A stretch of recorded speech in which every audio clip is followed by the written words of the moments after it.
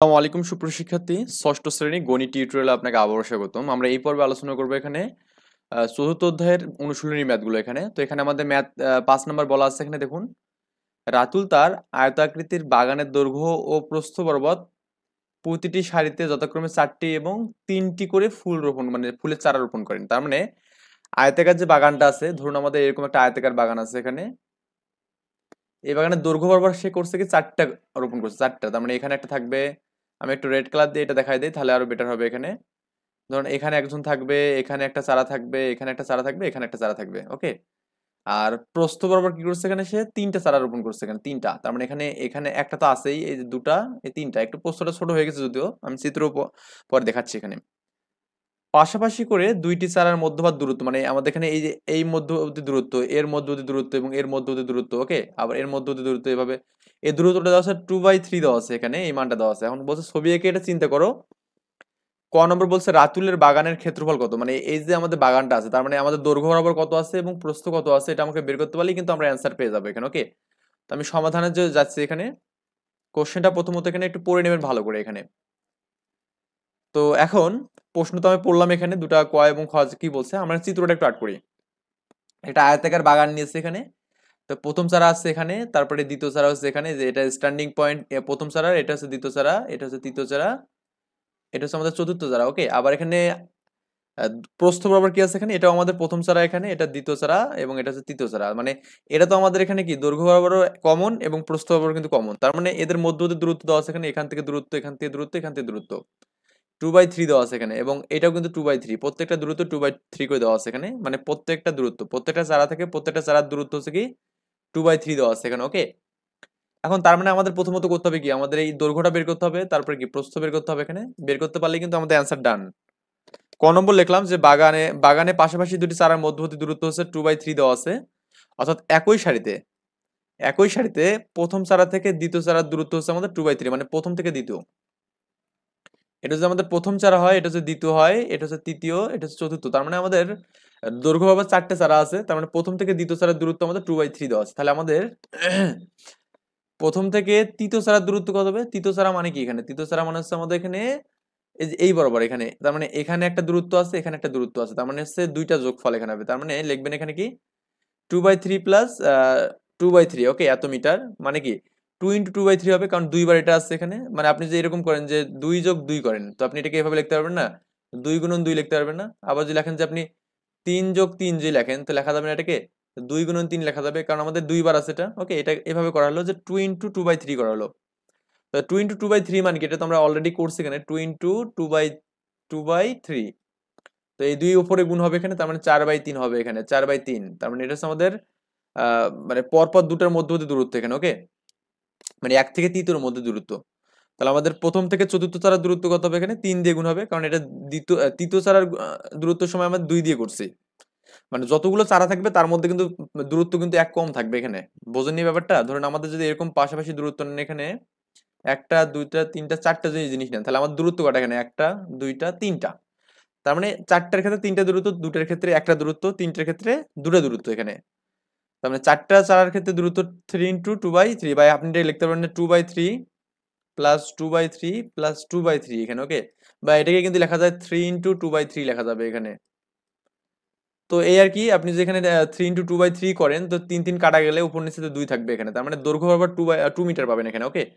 তার মানে আমাদের এখানে এই যে দৈর্ঘ্য বরাবর কত পাবেন, এই এটা 2 মিটার এখানে পাবেন, 2 মিটার। আচ্ছা, এটা হচ্ছে দৈর্ঘ্য গেল। এখন এখন বলছে আবার যে মানে এখন আয়তাকার বাগানের দৈর্ঘ্য বরাবর 4টি চারা আছে, অর্থাৎ বাগানের দৈর্ঘ্য হবে প্রথম চারা থেকে চতুর্থ চারা দূরত্ব 2 মিটার। এখানে এটা না লিখলেও কোনো সমস্যা নেই, একবারে লিখলে তো ওটা তো ওখানে করলে হবে, ওকে। এখন প্রস্থের হিসাবটা করি এখানে। আয়তাকার বাগানের প্রস্থ বরাবর 3টি চারা আছে এখানে, কয়টা চারা আছে, 3টা চারা আছে। তার মানে বাগানের প্রস্থ হবে প্রথম চারা থেকে তৃতীয় চারার দূরত্ব, তার মানে এটা কি 4/3 হবে না, কেন হবে? এটা কিন্তু অলরেডি আমি করলাম এখানে, যে এই দ্বিতীয় অপশনটা যেন আমি করাইছি এখানে। এই যে এখানে দেখুন, এই যে প্রথম থেকে তৃতীয় চারার দূরত্ব এখানে কি 4/3 এখানে। আচ্ছা ঠিক আছে। আর বাগানের ক্ষেত্রফল কত হবে এখানে, দৈর্ঘ্য গুণন প্রস্থ, তার মানে দৈর্ঘ্যটা এটাই হচ্ছে দৈর্ঘ্য, এটা ইন্টু প্রস্থ এখানে। দৈর্ঘ্য হচ্ছে 2 আর হচ্ছে প্রস্থ কত এখানে, 4/3 এখানে। তার মানে 2 ইন্টু, সরি 4/3 এখানে, 4/3, তো 2 তো এখানে উপরে গুণ হবে, তার মানে 8/3 হবে এখানে। এটা হচ্ছে আমাদের অ্যান্সার হবে 8/3। ওকে, 8/3 বর্গমিটার, এটা হচ্ছে ক্ষেত্রফল পাবো। এখন বলছে এখানে রাতুল বাগানে মোট কয়টি ফুলের চারা রোপণ করেছে, এখানে মোট কয়টা। আমি জাস্ট একটু যে লজিক্যালি বিষয়টা দেখাই দিই যে মোট কয়টা এখানে রোপণ করছে এখানে, তাহলে আমি এখান থেকে যে কাউন্ট শুরু করে দিই এখানে, তাও হবে যে যেমন এখানে একটা একটা দুইটা তিনটা চারটা পাঁচটা ছয়টা সাতটা আটটা নয়টা 10টা রোপণ করছে এখানে। ওকে, আচ্ছা 10টা নাকি 12টা এখানে কোনটা? আচ্ছা দেখি তো এখানে কি হচ্ছে, বাগানের দৈর্ঘ্য পাবার প্রতি সারিতে কি 4টা করে আছে এখানে, 4টা করে। ওকে, 4টা করে যদি থাকে এখানে, তার মানে হচ্ছে আপনার প্রস্থ পাবার কি আছে এখানে, প্রতি সারিতে 3টা করে আছে এখানে। তো একটা তো কমন আছে, তো বাগানের চারার সংখ্যা কত হবে, 3 × 4 মানে 12টা হবে এখানে। তো এখানে দেখুন তো আমরা একটু কাউন্ট করি জিনিসটা একটু। ও আমাদের তো এখানে এখানে তো ভিতরের এগুলো কাউন্ট হবে তাই না, তার মানে এখানে যে একটা দুইটা তিনটা চারটা, এই যে পাঁচটা ছয়টা সাতটা আটটা নয়টা 10টা 11টা আর হচ্ছে 12টা এখানে। ওকে, তার মানে এই ভেতরেও তো আমাদের কাউন্ট হবে, তার মানে এখানেও এদের মধ্যেও তো দূরত্ব আছে এখানে। ওকে, এদের মধ্যেও তো আছে এখানে, তার মানে এইভাবে আমাদের 12টা চারা রোপণ হবে। তার মানে দৈর্ঘ্য বরাবর কয়টা আছে এখানে, 4টা আছে এখানে, কয়টা আছে 4টা, আর প্রস্থ বরাবর কি 3টা আছে এখানে। তো দুটার গুণ করলে কিন্তু আমাদের কি পাবো এখানে, আমরা মোট চারা সংখ্যা পাবো এখানে। এখন আমাদের এখানে কি বলছে দেখুন, 6 নম্বর কোশ্চেন। রিয়া পরিবারের সদস্য, মানে রিয়ার পরিবারের সদস্য কয়জন আছে, 8জন আছে এখানে। রিয়া সকলকে সমপরিমাণ চা পরিবেশন করার জন্য 0.56 লিটার চা তৈরি করে এখানে। তার মানে 0.56 লিটার কি চা তৈরি করবে এখানে, কিন্তু রিয়া চা পান করে না, মানে রিয়া করে না এখানে। প্রত্যেকের কাপে কত লিটার চা থাকবে সেটা আমাকে বের করতে বলছে। তার মানে পরিবারের সদস্য 8জন, রিয়া সহ কিন্তু এখানে, আর সবাইকে পরিবেশন করবে 0.56, এত লিটার চা পরিবেশন করবে। এর মধ্যে রিয়া আবার চা পরিবেশন করে না, মানে চা খায় না আর কি এখানে।